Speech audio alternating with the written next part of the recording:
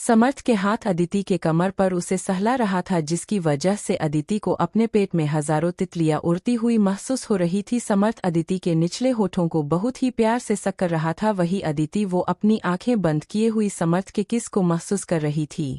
अदिति को समर्थ की बाहों में सुकून मिल रहा था। वह कुछ घंटे जो अदिति ने बिना समर्थ के बिताए, जब उसे यकीन हो गया कि समर्थ उसे छोड़ गया है, तो वह डर गई थी। इस हद तक गई थी कि उसका शरीर कांप उठा था।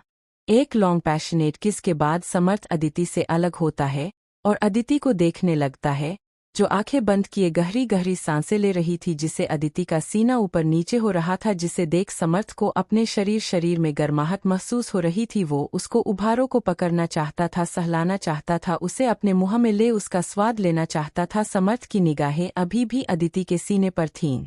वही अदिति अपनी असामान्य हो चुकी सांसों को संभाल कर जब आंखें खोलती है, तो समर्थ को एक तक देखता हुआ पाती है, लेकिन ये क्या समर्थ की नज़र उस पर न होकर कहीं और है। अदिति जब समर्थ की नज़रों का पीछा करती है तो उसके गाल शर्म से लाल हो जाते हैं और वो अपनी साड़ी जो थोड़ा अस्त व्यस्त हो गया था वह ठीक कर गुस्से में मुंह बना कहती है, आप कितने गंदे हैं, ऐसे ऐसे क्या देख रहे हैं।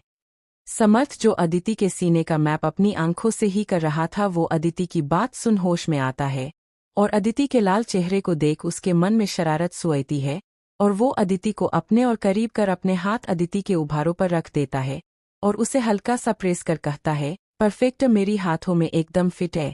ये जिसे सुन अदिति के कान नाक गाल सब लाल हो जाते हैं और वो समर्थ के हाथों के ऊपर अपने हाथ रख हकलाते हुए कहती है, ये क्या कर रहे हैं आप, हटाइए अपना हाथ, आप ऐसे नहीं छू सकते।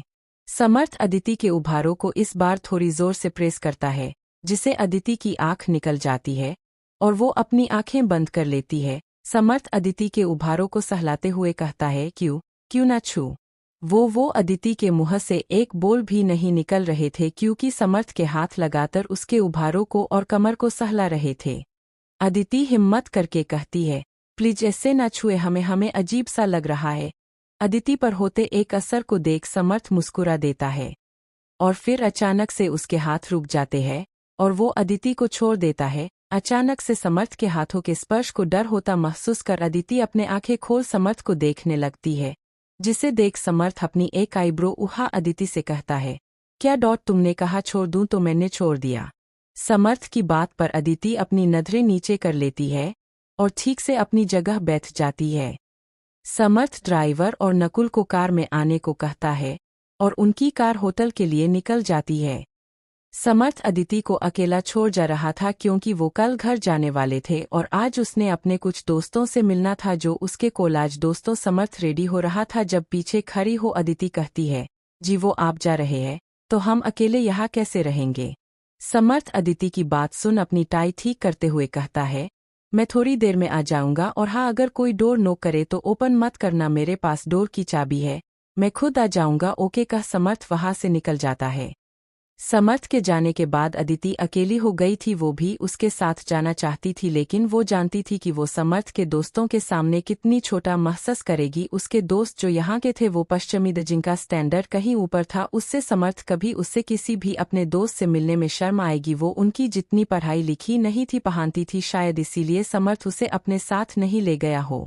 वो ये सब सोचते हुए कब उसकी नींद लग गई उसे पता ही नहीं चला। देर रात अदिति को अपने कमर पर किसी के हाथों का ठंडा स्पर्श महसूस होता है, जिसे महसूस कर अदिति कँप जाती है, लेकिन समर्थ के एहसास से वो पीछे मुड़ देखती है, जहां समर्थ उसे ही देख रहा था। समर्थ अदिति को देखा उसके पास आते हुए अपनी पकड़ उसके कमर पर कस देता है और उसके ऊपर आते हुए अपने होठ उसके होठों पर रख उसे किस करने लगता है। समर्थ का किस अदिति के वो विचार जो उसके मन में उसे दर्द महसूस करा रहा था वो गायब हो जाता है और उसके आंखों से आंसू की बूंद बह जाती है। समर्थ वो नशे में था, उसके मुंह से आती शराब की बदबू से अदिति को उल्टी सा महसूस होने लगता है और वो समर्थ को धक्का दे जल्दी से बाथरूम की ओर भागती है। वही समर्थ अचानक से अदिति के धक्का देने पर वह बिस्तर पर ऐसा ही सो जाता है। अदिति जब बाहर आती है तो देखती है समर्थ ऐसे ही बिस्तर पर सो गया था, उसने जूते भी नहीं उतारे थे, जिसे देख अदिति समर्थ के पास जा उसके जूत उतार अच्छे से बिस्तर पर सुलाती है और फिर उसके शर्ट के कुछ बटन खोलती है, जिससे समर्थ को सोने में कोई तकलीफ न हो। समर्थ को अच्छे से लेता देने के बाद अदिति अपनी तरफ आती है और जाती है और समर्थ के चेहरे को निहारने लगती है, जो सोते हुए कितना शांत और मासूम लग रहा था। जो समर्थ बाकी समय दिखता था ये उससे अलग था। समर्थ को देखते हुए अदिति को आज दिन में हुए वो घटना याद आ जाती है और इसी के साथ वो पल जब समर्थ ने उसे गले लगाया था और तब जब उसने हमें किस किया था, और साथ वो भी जब समर्थ के हाथ उसके उभारों पर थे और वो जो उसने कहा था जिसे याद कर अदिति गाल शर्म से लाल हो जाती है और वो समर्थ को देख कहती है, बहुत बुरे है आप, ऐसा कोई करता है क्या? कहते हुए अदिति समर्थ के नजदीक आ जाती है और उसके सीने पर अपना सर रख अपनी आंखें बंद कर लेती है। अगली सुबह खिड़की से आती सूरज की रोशनी अदिति के आंखों में पड़ती है और वो कसमसा कर उठती है जब उसे अपने पेट पर किसी की गर्म सांस महसूस होती है, जिसे महसूस कर अदिति अपने सर नीचे कर देखती है। जहां समर्थ अदिति पेट पर अपना सिर रख सोया था, उसके हाथ अदिति को चारों तरफ से घेरे हुए थे, जिसे देख अदिति को एक बार फिर अपना गाल गर्म हुए महसूस होते हैं और वो शर्म से लाल हुए जा रही थी, जिसकी आंखें अचानक से बड़ी हो जाती है जब वह समर्थ के होठों को एक पेट पर दर्द होता है और उसके हाथ जो उसके कमर से होते हैं उसके उभारों तक जा रहे थे। To be continued. Writing hand writing hand writing hand.